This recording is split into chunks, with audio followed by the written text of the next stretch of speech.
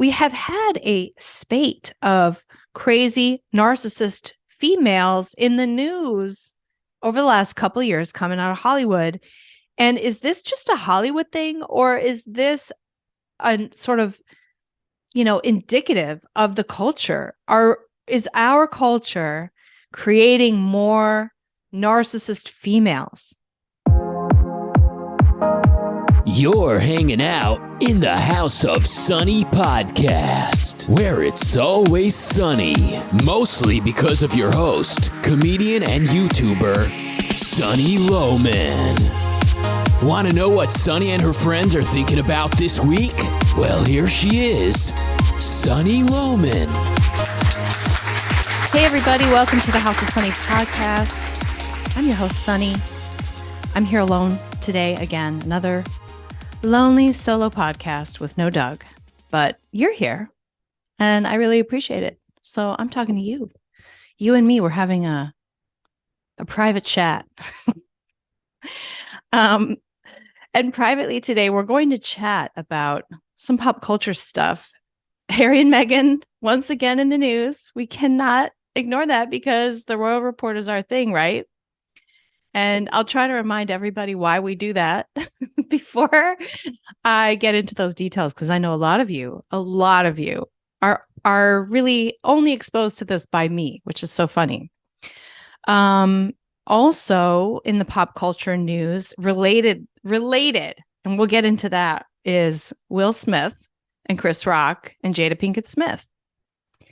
And I really think that's going to be our show today. If we have time, I thought I would cover the Jon Stewart clip that went viral where he was talking to, he did his typical shtick where he kind of brings on somebody who's advocating something that he's against. And in this case, I believe it was the Second Amendment.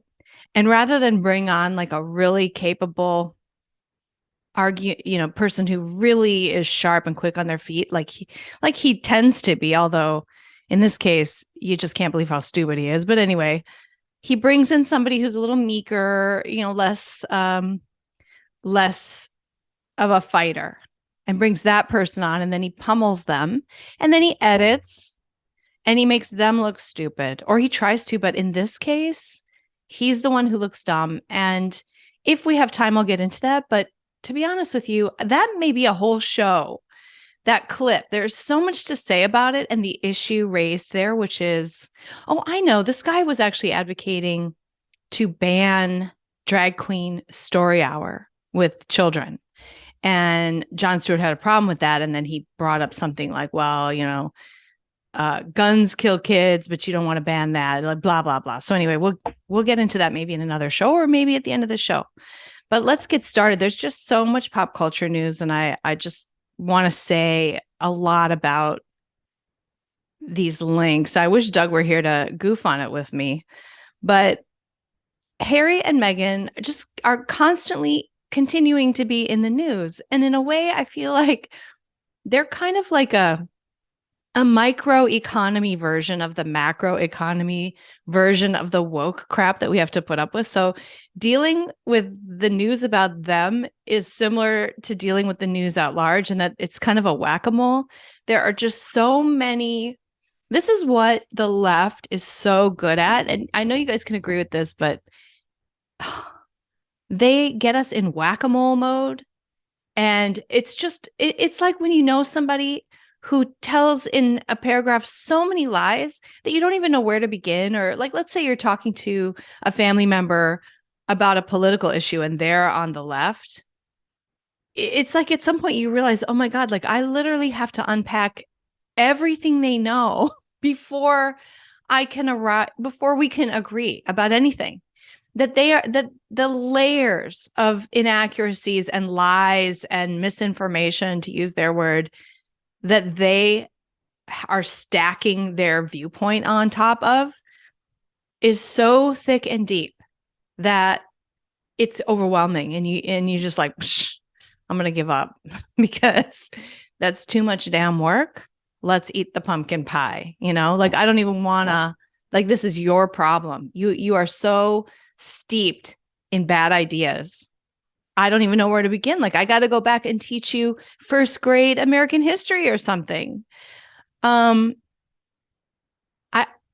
I don't even know how a person like that who was honest, it would take years for them. And you see this with people who've actually come over onto, I say our side, and I guess that's the right, but I mean the side of freedom fighting in this day and age. It's not right or left or Republican or Democrat. Although I'm fine with saying I'm voting Republican, like for the foreseeable future. I would never vote Democrat ever right now. I could see voting Libertarian, but I don't think that's useful either. So it's got to be Republican. But I digress. So they do things, and it's like an avalanche of things, Harry and Meghan, that you just like at some point you just kind of want to throw up your hands and be like, fine, just do it. I'm sure that's how King Charles feels. If you have somebody toxic like this in your family, a lot of times that's why they win, because they just wear you out. They don't get emotionally affected the same way that we do. And they don't care. They don't have a conscience. They don't care if they're lying or if they're putting you out. They don't experience stress in that situation. You do. You as the good person experience the stress. You're trying to hold on to values. They're just trying to destroy them. It's way more psychologically relaxing to destroy than to protect. Like, I feel that way with my daughter. I had a kid, and all of a sudden my life, the stress in my life, I've never really experienced anxiety. And then I had a kid, and all of a sudden I was feeling anxious, always around her safety, her well-being. I get very upset about like the stuff in the culture related to sexualizing kids. Like, all of it relates back to her. And so I experienced this high level of stress about it. Whereas if I didn't super value it, if it wasn't this so important to me, it would be pretty relaxing. So imagine you're a nihilist.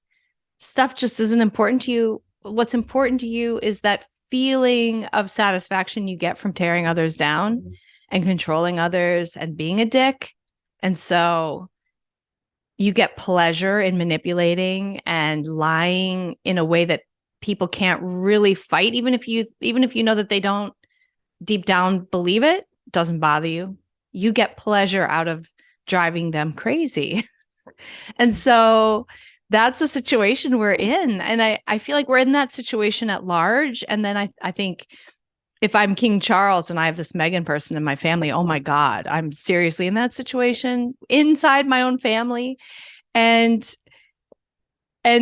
when you look at the story of Harry and Meghan, I feel that same sort of, I don't, obviously I'm not related to them, so I don't care as much, but it's kind of a similar, like it's a microeconomic version of what we're all dealing with. Because, okay, so they come out with their documentary, their 6-series documentary, which was just a bunch of like lying, weird, we're under attack, our security is threatened, I didn't know how to curtsy, like it just like a series, an avalanche of lies. Just like the Oprah interview was an hour of lies. This was 6-part series of lies and fakery and bullshit and victimology and blah. And then Harry comes out with his book, which is just filled with some unbelievable stuff and hilarious stuff too, but stuff you're just like, did he really say that? Didn't anybody tell him not to say that? And I'm just going to play for you the one example right now. I was talking to a friend and I said, well, did you hear about the part where I was trying to describe the South Park thing to them. And I was like, did you hear about the part where Harry, was going to put this cream on his penis or whatever? And they're like, no, what is this? This is just the most hilarious thing that he wrote in the book that everybody's goofing on him for. But it goes to show, I believe, how extreme this example is. It goes to show how A, stupid, B, nuts, C, maybe influenced by some people around him who don't have his best interests at heart. Because anybody who read this and edited this book should have said, do not put that in there, Harry. That is not like, if he had anyone who loved him reading that book before, and like, I personally have read and edited maybe 8 books that friends of mine have written. It's a process every writer goes through. They send it out to friends. And obviously, Harry didn't actually write this book. It was a ghostwriter. But you would presume that a few people, especially his wife, especially, and you know, with Meghan's control freakery, she read this thing before it went out. She allowed her husband to say this in public. I mean, I'm just going to play it for you right now because this is probably the worst thing in there. Let's see. My penis was oscillating between extremely sensitive and borderline traumatized. The last place I wanted to be was Frostnipistan. I'd been trying some home remedies, including one recommended by a friend. She'd urged me to... I forgot to mention, this is a doctored clip version of it. Somebody put like porn music over it. This is him reading his book in Audible, and there's obviously no porn music over it. And he's relating a situation where he supposedly got frostbite on his willy. But I grew up in Minnesota. I've never heard of this. Like, there's something else going on here. It can't be frostbite unless he was literally doing something outside in the snow. Like, I just don't know how this happens. And I didn't read the book, so I don't know what the context is, but I don't even think he mentions it. It's just like, oh, I was there and I got frostbite on my willy. And to here apply we go. Elizabeth Arden cream. My mum used that on her lips. I'm just going to try to rewind this and start it over so you can hear it again. Because now that you have the context. Okay. My penis was oscillating between extremely sensitive and borderline traumatized. The last place I wanted to be was Frostnipistan. I'd been trying some home remedies, including one recommended by a friend. She'd urged me to apply Elizabeth Arden cream. My mum used that on her lips. You want me to put that on my todger? It works, Harry, trust me. I found a tube, and the minute I opened it, the smell transported me through time. I felt as if my mother was right there in the room. Then I took a smidge and applied it down there. Oh. I mean, right? If your friend sent you a copy of his memoir and you're reading that, you're the editor, wouldn't you say, do not put that? That's too far. Too far. It's too gross. It's too despicable and gross. What the hell is he doing? So anyway, Meghan approved that. She approved that going in there, and she knew exactly what it would do to him. He looks like a real dope with that. And in the book, he also admits to a bunch of drug use. It's just a petty rant about a lot of stuff. And that's why South Park refers to that book as Wahhhh in their episode, which is so funny. So I'm going to get past that though, because the new news is that he now, okay, if that's not enough humiliation for Harry, he went on an hour therapy session with this guy, Dr. Gabor Mate, who is kind of a guru, weirdo psychologist. He's actually a physician. And I've actually read one of his books. I think he's got some interesting things to say. He's been on some of the podcasts like Tim Ferriss and stuff like that. He's kind of got, I don't think anyone denies that this is the case, but his main book was When the Body Says No, which was kind of this thing of when you are not capable of saying no and you're just kind of a people pleaser and you're pulled at all ends and you have no happiness in your life and so on, of course, you're going to end up sick. And I think stress affects our bodies and also just stress. It doesn't just have to do with people pleasing, but if you push your body too far, you will get sick. Your body will eventually force you to do what it needs, which is rest or, get some happiness, watch some damn comedy, something like that. So this is a really good book. It's a valid theory. He's not the first one to say this or come up with it, but he's just like, he's relating some of his own experiences as a physician, seeing this in the hospitals. So, okay, accurate. But he himself, like, he's sort of a hippie guru kind of guy, which to me gives off a bit of a vibe of, He's a little too on the hippie side. When I see that, I think charlatan. However, I bought one of his books and I liked it. And anyway, he sat down with Harry to do a live, supposedly live, although people are saying it wasn't live, a supposedly live therapy session with Prince Harry, sixth in line to the throne for the English monarchy. How humiliating. How humiliating. And I feel really unethical. I don't know what psychologists would say.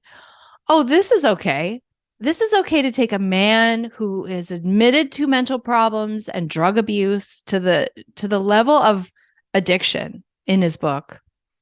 I'm going to put this thing on. I'm going to participate in this on-air thing where I give him on-air therapy. And the dude goes so far as to diagnose him on air based on his book that he didn't write. So based on this memoir written by a ghostwriter and the things that he relays. And this is a guy who complains in his book about his brother having a slightly bigger bedroom in a palace because his older brother got a slightly bigger bedroom, which happens in every family in America. And in his case, it's in a literal palace and he resents it. And that's the kind of shit we're talking about in his book, the kind of entitlement, bratty stuff. This is not, the mental illness is this guy has no fucking perspective and has an entitlement complex. And this guy panders to that in this hour session. I'm just going to show you this picture of it. There they are sitting there. Here's Dr.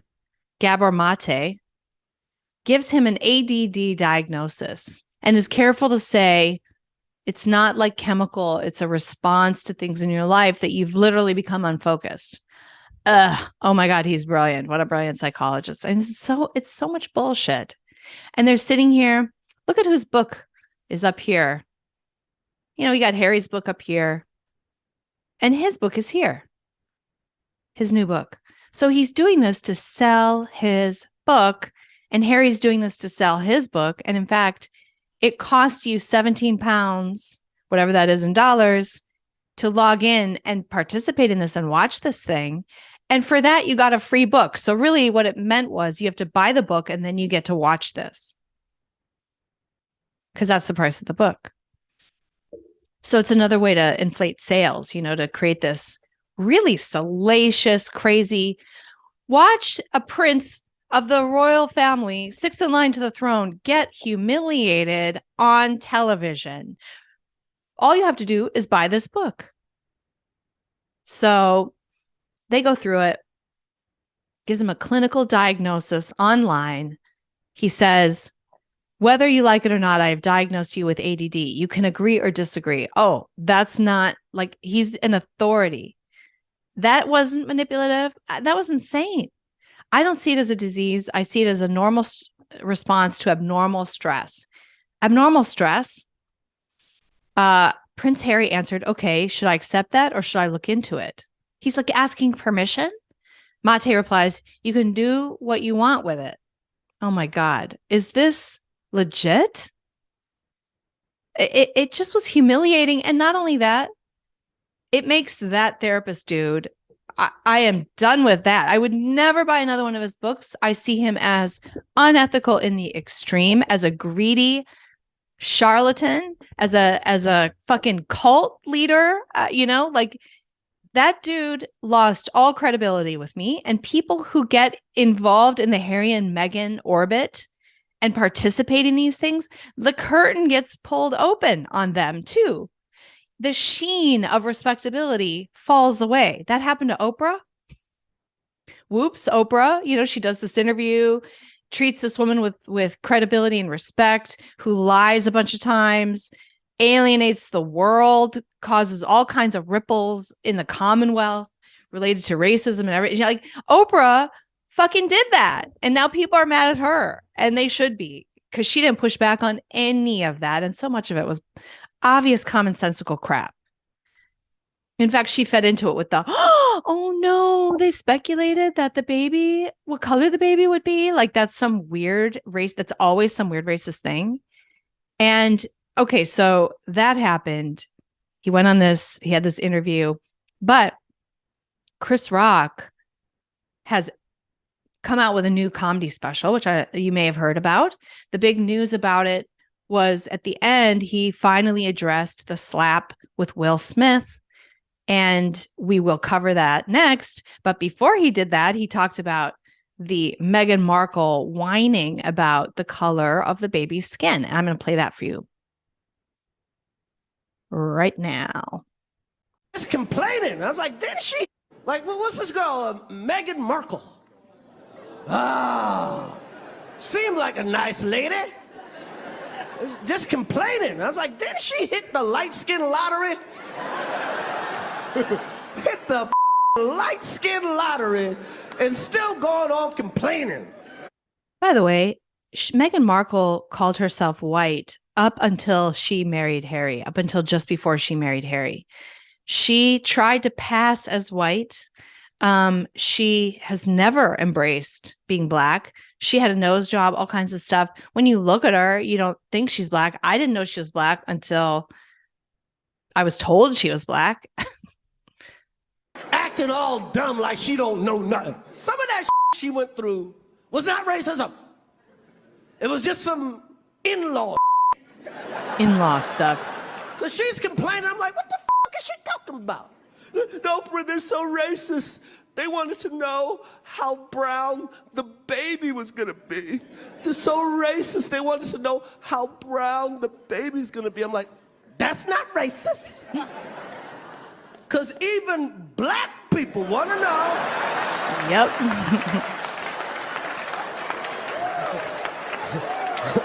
How brown the baby gonna be. So he goes after her there for that. That was pretty good. So after this humiliating therapy, now they have the news today breaks that they baptized, or they release a statement that they have baptized their daughter Lilibet in Montecito at their house, not in a church, at their house. And they're referring to her as Princess Lilibet. So they're giving her the royal titles. I don't know if that was sanctioned by the palace. That has not been released yet. I'm sure by the time this podcast goes out tomorrow, there will be more information. But either way, like, I think that they feel like this is an own to the palace, or, you know, another just little stab at the royal family to take control of the process of granting a title. Like, can they really do that? I mean, even if it's sanctioned by the palace, wouldn't it be announced by the palace versus the parents, you know, after the baptism happened, not in a church, not in England, with no royalty present at all? They're going to christen her a princess. Like, it just was weird. They're referring to her as Princess Lilibet. And these are people who are so, they don't, again, it's like the left. They come out with these statements and these lies and these justifications, and then a year later, they drop them when they're inconvenient for them. So they use things to manipulate people and their emotions. Like, we just want our privacy. We're worried about our security. We don't want the racism. The royal family is racist. Everybody's racist. We got to get out of here. We just want to be private people who earn our money, whatever. Then they go to Canada and pretend like they're just going to go hide in the Commonwealth. And everybody called it like, oh no, they're going to LA. They'll be in LA within, you know, a year. And they were, because Canada was just a reasonable stepping stone to get them to North America, and then they'd, you know, and away from the UK, and then they would go down to LA. Everybody knew it was going to happen. Everybody knew, well, people paying attention knew it was a manipulation. But again, it's like what the left does. They just incrementally, they give you something that seems reasonable, and then they use that as a wedge, and then they get more and more and more unreasonable. And you say, well, but you said you wanted privacy. You were here because you wanted privacy, and now you're doing everything to have constant humiliating publicity. And oh no, it wasn't about that. Or like Harry, when he was doing his book tour, after Meghan went on Oprah and said that the royal family was racist. I mean, she could not have been clearer that she was accusing them of being racist. She said not only that people were wondering about how dark Archie would be, but that it bothered them. She said that, and concerns about that, she said. And the way she said it with the gravity and the context and the way Oprah responded was, oh, and she went, that's right. Isn't that awful? She totally implied, everybody took that and ran with it for 2 years, that she was accusing the royal family of being racist. All the news did. So she didn't mean it. She could have easily come out and taken it back. But they let that go for 2 years, I guess. And then Spare comes out. He goes on a tour and he says to an interviewer, she never said the word racist. The press said the word racist. It's the press that's doing all of this. So that is like, it's so typical of our enemy, that dismissing of everything that they did and twisting it and gaslighting us about what we know we saw and heard. And they think that they can just sort of drop it and move forward. Oh, we didn't call them racist. You can't accuse us of that. Now that the evidence has piled up so high, they can't deny it anymore. They just slip out. No, I never said that. It's like having the most toxic person in your life and trying to argue with them. This is what it's like. The constant inability to sort of nail them down. So, and, in my own life, when I run into people like that, I just want to get away. That's usually what I do. I just avoid. I don't want to have anything to do with those people. They're just too exhausting. I don't care what I get from them. They're too exhausting. So they baptize their child at their home, not in the UK, but they want her to be a princess of the realm. It's this weird push-pull. It's so borderline personality disorder. It's so personality disorder. We want you. We don't want you. We want you. Oh, no, we never said we didn't want our royal titles. What they want is, they're greedy and they want the titles because they want to make money off of them. They want to use their daughter to make money. I don't think that they want her to have opportunities. If you wanted your daughter to have opportunities because of her title and her situation in the royal family, you would be over in England helping her have those relationships with the future King of England as her uncle and her cousins. But no, you've screwed that up. You've intentionally screwed that up. But you're going to name her princess. And in America, you're going to have a little girl running around calling herself fucking princess. Good luck to that girl. Americans don't play that game. We don't want royalty. We like our celebrity royalty. We like our Kim Kardashian royalty. We bestow titles. We like to bestow titles onto porn star chicks with dramatic personal lives. But you don't get to just declare yourself a princess and be a princess here. So it'll be interesting. And I imagine if that girl ever goes to school, what the other kids would say to her. Oh my God, right? You just don't get away with that stuff. Not in America. Not impressed. I believe too that it's a way of distancing themselves from the royal family even more, because if they can bestow the title, they don't need the royal family. Like they're literally trying to create their own little kind of court. And I think that I think Meghan is consciously doing that. I think that's her like dream. But I wanted to show you how the media manipulates this. Here is a headline. Oh, also, apparently the statement or statements that have come out say the royal family was invited to attend this christening at home in the United States, in California, in a private home.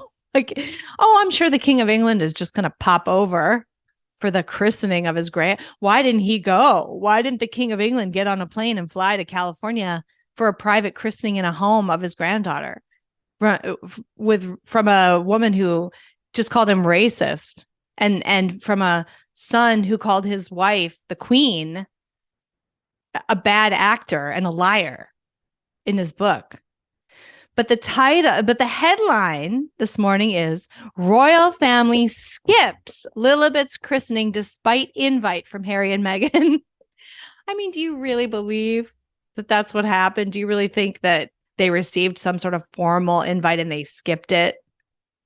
I mean, most likely, like, what'd they do? Get a call the day before? Oh, we're going to have this christening and you can come if you want to. Like, it was probably like that, if at all. Just to be able to say that they did invite them so they could get a headline like that. Like, it's so press manipulative. And I think Meghan knows that she's going to get. And what's so fucked up about that is these two have said, like, their big victim thing is how they've been mistreated by the press, how things they've done have been twisted, and yet they support and set up the royal family, King Charles and William and those guys. They set them up to look bad in the press every chance they get. It's like revenge. It's so gross. And what's worse is that because of the policy of the like never explain, don't complain, whatever, they know they're not going to respond. They're just going to be able to do this repeatedly.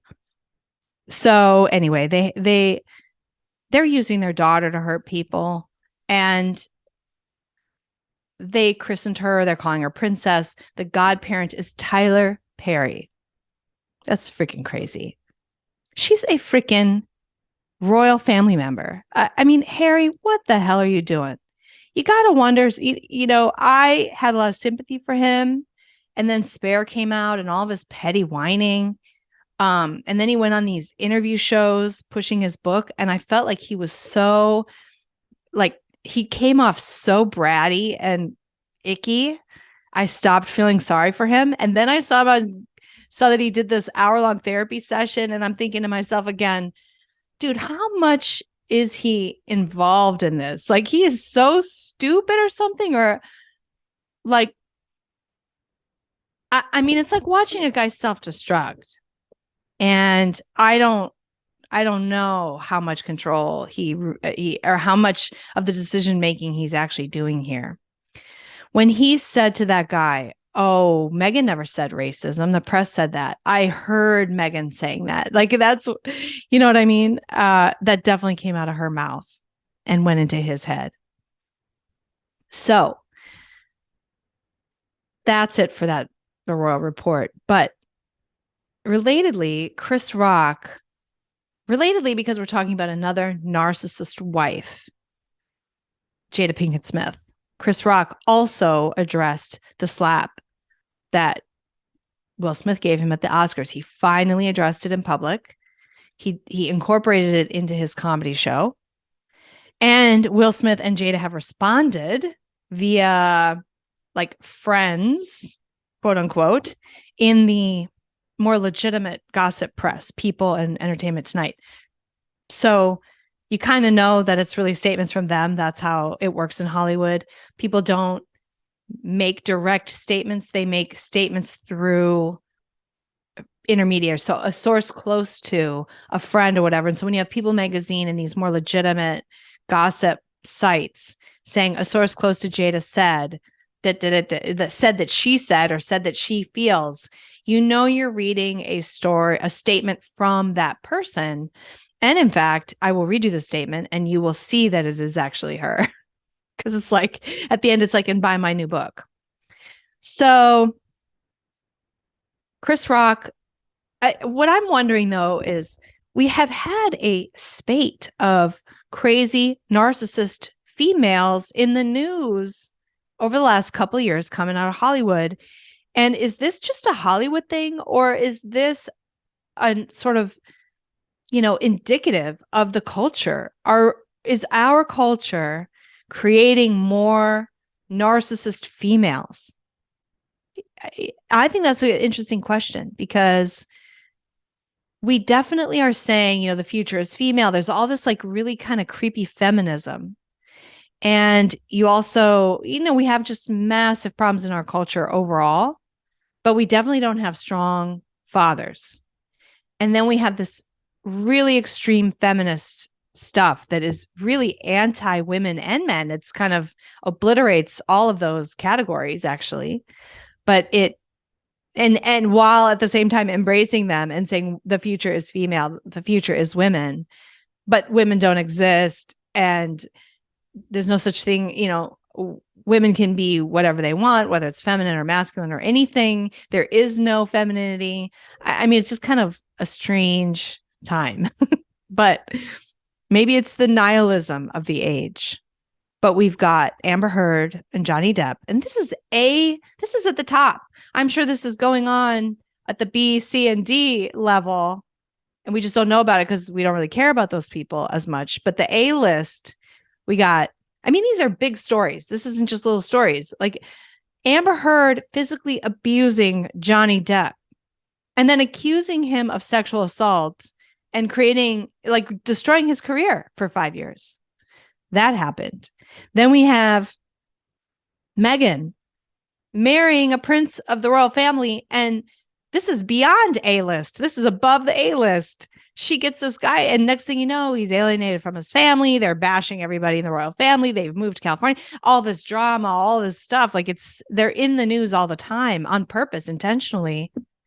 And she's obviously the mastermind behind it.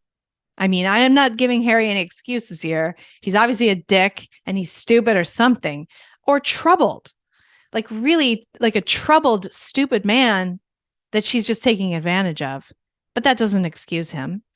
But anyway, that's really high profile. And then you got the whole Will Smith thing. It was just a year ago that he slapped Chris Rock on stage like that, an unprecedented situation.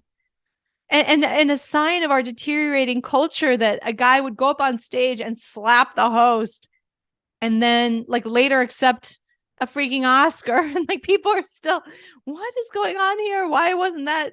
He should have been ejected. That Oscar should have been removed. It was crazy how that was treated. And that was super high profile. And then we start seeing all this stuff, like how Jada was so abusive to Will Smith. And there were all these videotapes of her being really nasty toward him. And, in a way that no wife would ever treat a man that she loved in the way that she treats Will Smith behind the scenes. And then she records it and puts it on the internet for people to see because she doesn't think anything's wrong with it. She thinks she's freaking cool. She thinks she's cool because she's so condescending and so fucking, I'm so much better than my husband. So toxic. Well, let's get into the what Chris Rock said. I'll play that for you. I've got that queued up at least, huh? So, and then I will get into their respective statements, which are pretty good. All right. They're pretty outrageous. You want to see toxicity. You got a guy who physically assaulted another guy. When you're a comedian and you get to host the Oscars, that might be the biggest deal, one of the biggest milestones of your entire career. And in the midst of that, this punk ass Will Smith, who is much larger than Chris Rock and very famous and very, he goes up and belittles and humiliates this man in the middle of one of his shining moments. It was really awful. Poor Chris Rock. All right, here's what and then his wife was fuck. Okay, there's gonna be some F-bombs here. Her son's friend, okay? Now, I normally would not talk about this shit, but for some reason these put that shit on the internet. I have no idea why two talented people would do something that fucking low down. What the fuck? And we all been cheated on. Everybody in here been cheated on. none of us have ever been interviewed by the person that cheated on us on television. None of us. It's like, hey, I was sucking somebody else's dick. How did that make you feel? So humiliating. So this is referring to Jada Pinkett Smith had Will Smith on her show, Red Table Talk. And they had a conversation about, because the news, it had exploded in the news that she'd had an affair with this August guy, because he came out and talked about it. And he said, I thought that she was on a break in her marriage and I had this affair with Jada. And so she had to admit it. So she creates a situation where she's going to admit it in front of her husband and make sure everybody knows he approved, he was okay with it. Or at least that they were on a break and she didn't need to ask his permission and so on, you know, like, it was a sick way, used her husband to make sure that the public didn't hate her for having cheated on her husband. There's more to it than that. And I just want you also, people are saying that, the real story is because the sometime before that, Chris Rock hosted the Oscars, and that was the year that Jada Pinkett Smith launched this Oscars So White campaign where they boycotted the Oscars, and because they didn't like the fact that there weren't more Black people part of it and nominated by it. And it's actually one of the reasons why last year, not only was Chris Rock the host, but the person who ran it was like everybody that worked there was a host. The person who ran it was a host. The comedy writers were a host. Like we're Black. Like it was just full of Black people. They ran that Oscars. That was their Oscars. And it was exciting that they were running an entire Oscars, like Black people were excited about it. Meanwhile, and there were some racist, I don't know, is it racist? There were some racist comments after that Oscars. The first Oscars where somebody gets beat up is, of course, the Black Oscars, you know, the one that the Blacks were in charge of. Take that for what it's worth. But Chris Rock refused to boycott. This was, you know, he had been given the opportunity to do the Oscars. I think that this Oscars So White thing, like, I don't believe that Oscars are given out on merit anyway. I mean, if you think that's true, that's ridiculous. But I don't think that it's about race. I think it's about like who does the most nihilistic, nasty piece of shit work. That's usually who gets nominated at the Oscars, who supports this, you know, worldview of the left most. If you think about La La Land not winning against like some weird, creepy Black movie, you know, some Black homosexual, like growing up in some obscure country, wins Best Picture. Nobody saw that movie. Nobody liked it. It was stupid. It was just, but it checked all these leftist boxes, and it won over La La Land, one of the best movies we've ever had that everybody loved. That was a huge hit.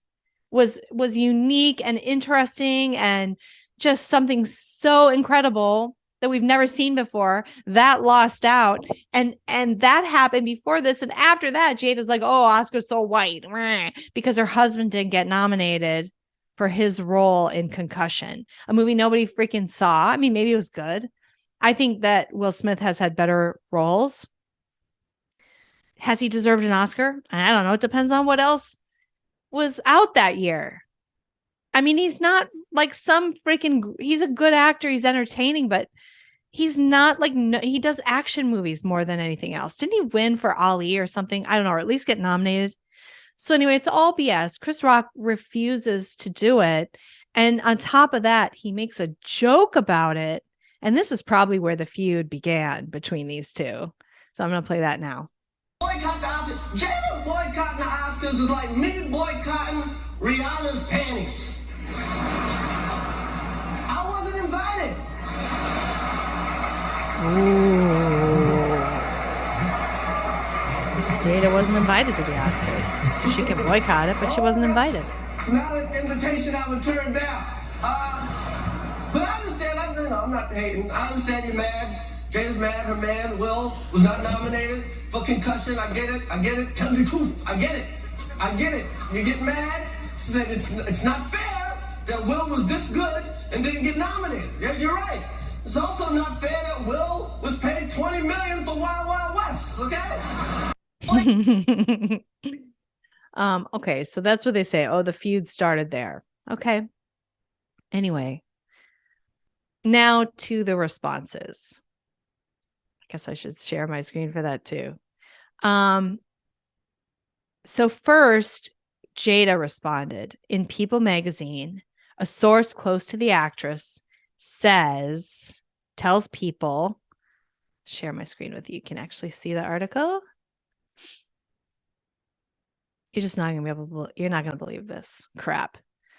Chris Rock, let's remember, Chris Rock was the one that got slapped at the Oscars, humiliated at the Oscars a year ago. And Will Smith has been banned from the Oscars for 10 years.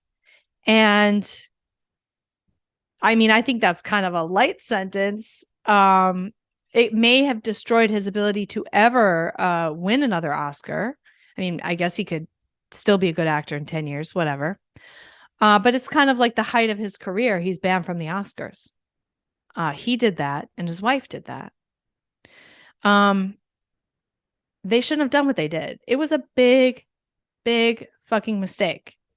And it's on them. But as toxic people are, as narcissists are, as borderline personality people are, they're going to be defensive and not take any responsibility, right? And here first, day one is Jada's response, and then I'll read Will's, and you tell me if that doesn't also sound like Jada. And we don't know if Will said it. And imagine your Will and your toxic wife who has your balls in her hand puts out a statement on your behalf. Are you going to now go out and contradict that? I mean, she has already shown that she is willing to videotape him in private and treat him with contempt when he doesn't like it in his own home. When he's like, please don't tape me right now. I didn't agree to this. He's like in his house. And I didn't agree to this. You're putting me on the spot. You got to ask me. And she humiliates him for requesting, setting that boundary, and acts like he's just the worst. And it's like, no, honey, you're the worst. Like that's nasty. So that's how she treats him. Do you think she wouldn't put out a statement for him? Anyway, here's her statement. Jada has had no part in all of this other than being heckled. Heckled? She wasn't heckled. She wasn't on stage. Chris was on stage. So that's a weird use of that word. And furthermore, we've all seen the video clips where he told that joke about her baldness, and Will Smith is laughing, and she's the one visibly upset, rolls her eyes. Next thing you know, Will walks in, and we don't see anything after that. But next thing we know, Will is slapping Chris. So between Will Smith laughing at the joke and getting up on stage to slap Chris, what do you think happened? Jada had no part in all this other than being heckled. Chris is obsessed with her, and that's been going on for almost 30 years. Look where he chose to film his Netflix special, her hometown of Baltimore. Obsessed. Back in 2016, she helped start a movement at the Academy by questioning why there were so few Black members, and Chris took it to this. Anyway, it's obviously not. It is about her. She did have a part in this. Chris isn't obsessed. He got slapped. He's responding. What the hell? Like, I don't understand. They honestly think that people are going to fall for to buy this weird. He's obsessed with her. That's why he told this joke. Okay. So that doesn't make any sense. And then today, Will Smith comes out with a statement through his sources close to headline, why Will Smith did not watch Chris Rock's distasteful Netflix comedy special. Distasteful. Will is embarrassed and hurt by what Chris said about him and his family in his new Netflix special.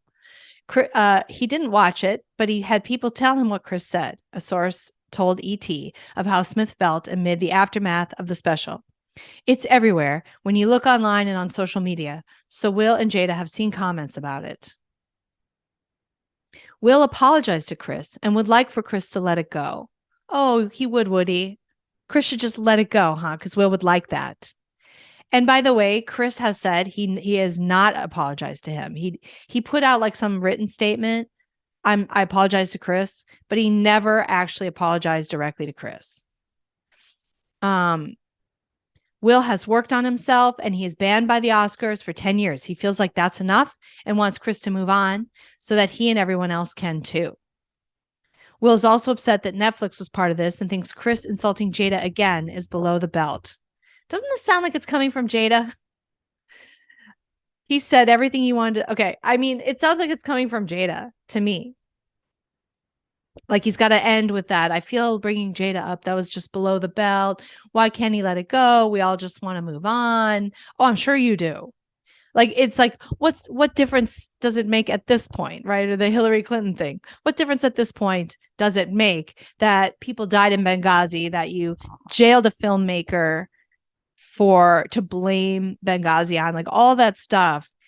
Oh, that was before. Like, get over it. Move on. We've all moved on. You should move on too. Chris has a right. It takes a year to work out a comedy special. So he's working out his jokes and then it's come out. He's not obsessed. This is his response. He's been working these jokes all year. The rumors of these jokes have been leaking out all year. So really icky responses from Will and Jada. And I just like, here's what you could have said. Chris, what happened to Chris Rock, what I did to Chris Rock was wrong. He has every right to be angry with me, to reply. And I only wish him the best. That would be the response of a healthy person who actually had worked on themselves. Will Smith's worked on himself, so get over it. Like, that is the most self-centered, weird response. These people, do they not see themselves and what they're doing and who they are? I don't. And this is the kind of thing we're dealing with in politics too, right? Just every time anybody speaks, we're like, really? The videotape, we'll cover it next week. I think we'll have a whole show on it where Jon Stewart is attacking this sort of meek. He looks so bad in this situation because he is just verbally attacking this kind of meek guy, saying, I want drag queens to tell stories to children. Like, it's just, are you guys really listening to yourselves? Like, why are you so angry about drag queen story hour being controversial to some people, being something that some people think is wrong? Why are you so mad about it? Because that actually is kind of you could see that would be a reasonable opinion for people to have. I'm concerned about what this might do to children. No, what's wrong with you, you bigot? You're crazy. Like, that's the response. And then I'm kind of the bystander going, do you hear yourself? So obviously we have a world full of toxic, narcissist females, guys. And I don't know, I'd like to see your comments on it. Tell me what you think about that. Are you guys seeing that in your real life? I can tell you that in my family, I believe in my family, there are two toxic females. I think one is a full-on narcissist. The other is like a mild narcissist, maybe more of a BPD person. They're women. I'm not seeing this in the guys. I mean, maybe there are other pathologies, but I don't see this in the guys. But I do see misbehavior in the men married to these women. I see that those men are having trouble keeping their values. And especially their relationship values seem to be kind of a mess. Their other relationships, not just the relationship with the toxic female that they married. So I'm seeing that in my own family. And I couldn't say that about any of the men in my family, that like a woman marries a toxic. There are no abusers, male abusers in my family. I think that there are 2, maybe 3 female abusers in my family. What is this? What is this, guys? I'd like to hear what you have to say in the comments. Do you know? Do you feel like this is on the rise? In my family, and the ones I'm talking about, it's 2 in the boomer generation and 1 in the Gen X generation so far, that I'm aware of. I don't have a huge family. I had other mental illness. In the male side, there was like depression in some members of like cousins and things like that. So I've seen mental illness, but not the kind of like destructive, destroy other people, wreck not just your spouse, but their ancillary relationships and cause mayhem and havoc and drama. Like there's 3 of those in my family, but 2 in particular. Anyway, I feel like that's it. I'm a sample size of 1, but I feel like that's a little extraordinary. And when I talk to my friends, there's always like this toxic female woman somewhere who wrecks some dude and wrecks his relationships. Let me know what you think about that. So that's our show for today. And if only Doug were here to give his input, I'm sure he would have some stuff to say about that. So next week we'll talk about something in the news, or maybe we'll bring up that Jon Stewart thing and talk more widely about the trans issues too, which have come out again because of Matt Walsh's mean rant against Dylan Mulvaney. And I would like to talk about that and about how should we be acting? Should we be mean? Shouldn't we be mean? That's just been a really big controversy the last week. And I have stuff to say about that. I'm sure you know what side of that I come down on. I think Doug and I have covered it before. So we'll look forward to those shows, and everybody have a great week, and we'll see you next week. There is a house called the House of Sunny. It's filled with satire and fun.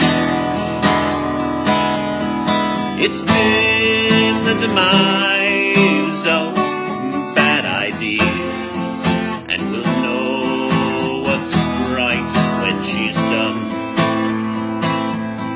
So download this free podcast now and give perspectives you may lack. It's concise and right and achieves world peace, guaranteed all your money back. Last time, ready?